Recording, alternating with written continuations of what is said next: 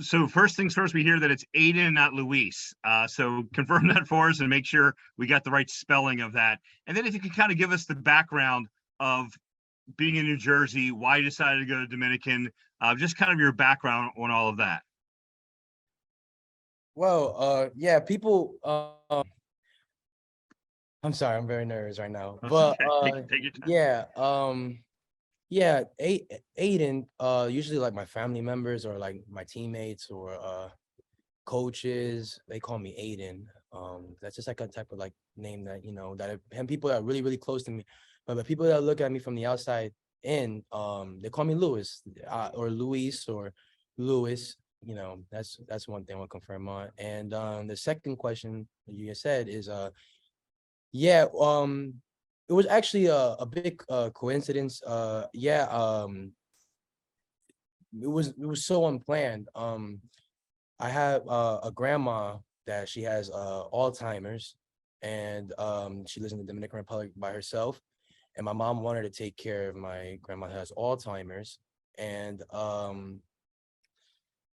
mom. I didn't want my mom to go to a country by herself, so we all went as a family down to the Dominican. We were first planning to go to Tampa to like a school called Tampa Jesuit, but we therefore we changed the whole plan.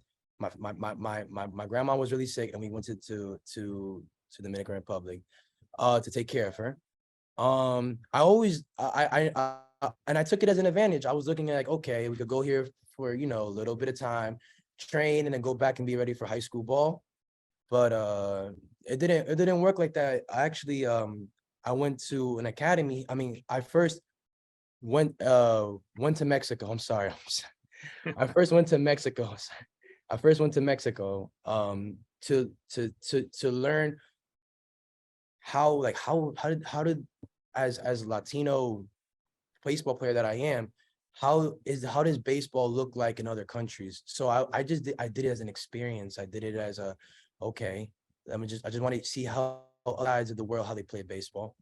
And then I heard some teams that were interested. The Orioles were in them, and I'm so sorry, but yeah, the Orioles were in them. So I had that in my mind as we were in Dominican Republic. Therefore, when I was in Dominican Republic, now that I'm in Dominican Republic, living, training in that academy, I did a couple of trials with the Baltimore Orioles. A lot of trials with the Orioles, and they took notice and took action, and we are here where we're at right now. So yeah. Andy You Costa. did great. Sorry, go ahead, Dan. Sorry. No, I was saying you did great. Though I do have one real quick question for you on that. How old were you when you moved to the Dominican? And were you born in the United States? Where were you born? Sir, I was born in Patterson, New Jersey. And I was 15 years old when I first got here. Andy Casca, and he writes for the Baltimore Banner. Yeah, I assume we'll call you Luis because we're not tight with you yet. So for now, we'll call you Luis. Okay, but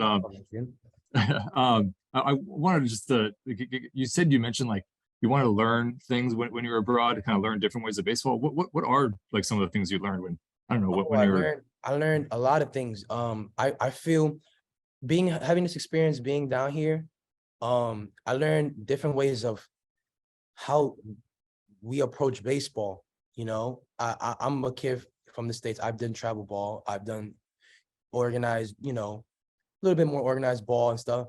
But now when I came here to my own academy and in like my own baseball academy, I learned that these kids here have a dream. Like these kids I want to sign. I had to have that eagerness to sign. And in the States, we have the same thing. But we have setbacks, so we could go to college. But these kids are like, if I don't sign now, I'm not gonna sign. So that's like it's a different approach, mentality and physically, which I think is very, very two different baseball games, like two different types of games from the States and here. How'd that shape you? Like seeing the different side of things. Like, did that change your mentality at all? No, it made me more driven to be more driven to my goal. I also, me being here, I've learned a lot of things. I learned, different type of swags, how the kids pitch here, being a little bit more stronger mentally here, because having the thinking when I used to be in the States and I used to think that I don't have this, I don't have that. I used to feel bad for myself. I don't feel bad for myself anymore when I do something wrong. So like just me maturing here. I matured more here. That's what I'm trying to say. I mature more here as a baseball player and as a person off the field here. If I look, I didn't take my life to granted. So. All right, Rich Dubroff, and he writes for BaltimoreBaseball.com.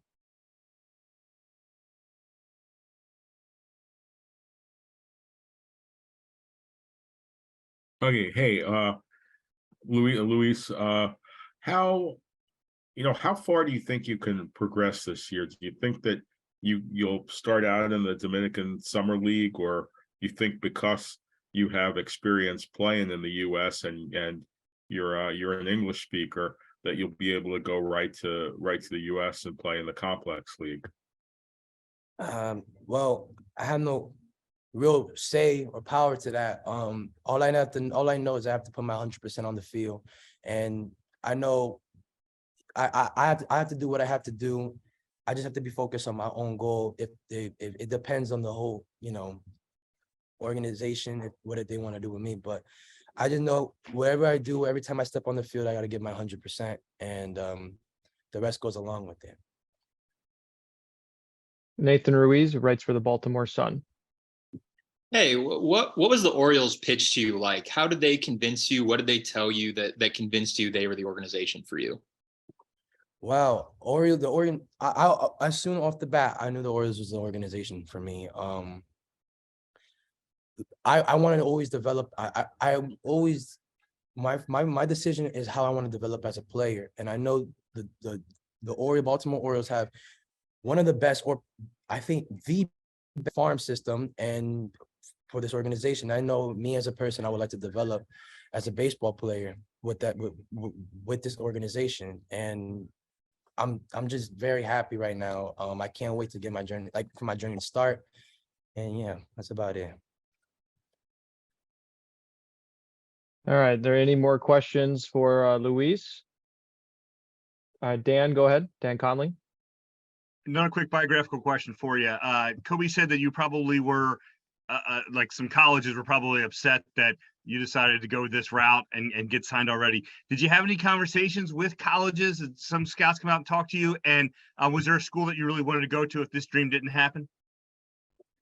Yeah, there was, but there was some options. I think I was a little too young to trying to make a decision, but there was some options. There was a lot of options, but everything I told you, everything plan switched. But there was some options. I was not 100% into a college yet. I was still young. I remember I was still, still not really what I am right now, like a little bit more mature. So I don't think I was like trying to be 100% with a college or so. But there was definitely interest, a lot of interest.